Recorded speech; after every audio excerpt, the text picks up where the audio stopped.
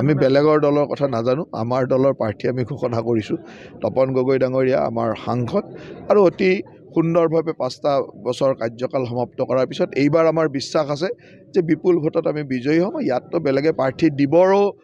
সাহসে কৰা নাই নে ঘোষণাই কৰা নাই নাজানো এতিয়ালৈকেতো বেলেগে দিয়া নাই গতিকে যেতিয়া দিব যিজনৰ নাম লৈছে তেওঁতো 4টামান সমষ্টিত দৌৰাদৌৰি কৰি আছে তেওঁ ভাবি আছে যে কোনটোত বা জিকিব পাৰে কিন্তু অসমৰ কোনো সমষ্টিতে তেওঁ জিকিব নোৱাৰে সেইটো চিন্তা কৰিব নালাগে সিমানখিনিতো আজিৰ তাৰিখত আমাৰ পৰিৱেশ আছে গতিকে তেওঁ ইয়াৰ পৰা তাত চিন্তা কৰি আছে কোনটোত জিকিব পাৰে ভাল কথা ভাল তেনেকুৱা যদি তেওঁ ভাবিলেহেঁতেন যে তেওঁ জিকিব পাৰে ইমান দিনটো ঘোষণাই হৈ গ'লহেঁতেন এটা চিন্তা জিকিব নোৱাৰে কাৰণে সুৰক্ষিত সমষ্টি বিচাৰি ইয়াৰ পৰা তাত দৌৰি আছে এতিয়া কোনটো বা সুৰক্ষিত হয় তেওঁৰ কাৰণে আমিও নাজানো যোৱা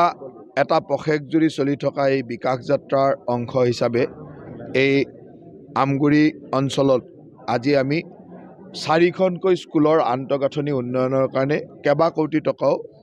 প্ৰকল্পৰ শুভাৰম্ভণি কৰিলোঁ 2খন স্কুলত 7 কোটি টকাকৈ এখন স্কুলত 3 কোটি টকা আৰু এখন স্কুলত 2 কোটি 19 লাখ টকা গতিকে 4খন স্কুলৰ আন্তঃগাঁথনি উন্নয়নৰ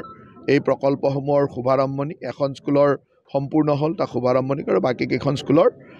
শিলান্যাস কৰিছোঁ গোটেই অসমতে এই ধৰণে আমি স্কুলসমূহৰ আন্তঃগাঁথনি উন্নয়নৰ কাম কৰি আছোঁ বিভিন্ন মন্ত্ৰীয়ে বিভিন্ন অঞ্চললৈকে এই কাম কৰি আছে মই আজি আমগুৰি অঞ্চললৈকে আহি এই কামখিনি কৰি অত্যন্ত আনন্দ অনুভৱ কৰিছোঁ আৰু ঠিক তেনেদৰে গোটেই অসমৰ প্ৰতিখন জিলাতে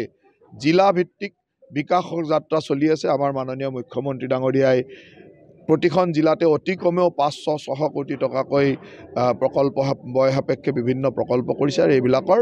শুভাৰম্ভণি বা শিলান্যাস চলি আছে গতিকে এই বিকাশ যাত্ৰাৰ অংশ হিচাপে ইয়ালৈ আহি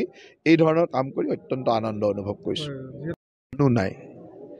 কথাটো হ'ল যে AUDFৰ কোনোবা টিকট নোপোৱাই গৈ কংগ্ৰেছৰ ওচৰলৈ গ'লে তেওঁক টিকট দি ক'ৰবাত ভোট ল'ব পাৰে নেকি সেইটো চিন্তা কৰি আছে সেইকাৰণে AUDFৰ তালিকাখনলৈ ৰখি আছে কাৰণ কংগ্ৰেছ আৰু AUDF একেটাই party A team B team গতিকে AUDFৰ কোনোবা প্ৰাৰ্থিত্ব নোপোৱা মানুহে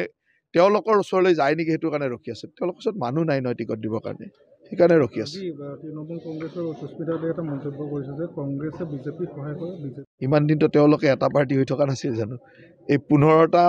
নে 16টা ক্লাবৰ যে এটা এছ'চিয়েশ্যন আছিল সেই এছ'চিয়েশ্যনটো তৃণমূলো আছিল তেওঁলোকে একেলগে আছে আমিতো সেই এছ'চিয়েশ্যনত নাই সেই এছ'চিয়েশ্যন যিটো ক্লাব আছিল ক্লাব মানে চেল্ফ হেল্প গ্ৰুপ 15টা নে 16টা লগ হৈ থকা নাছিল জানো তাততো তৃণমূল কংগ্ৰেছটো আছিল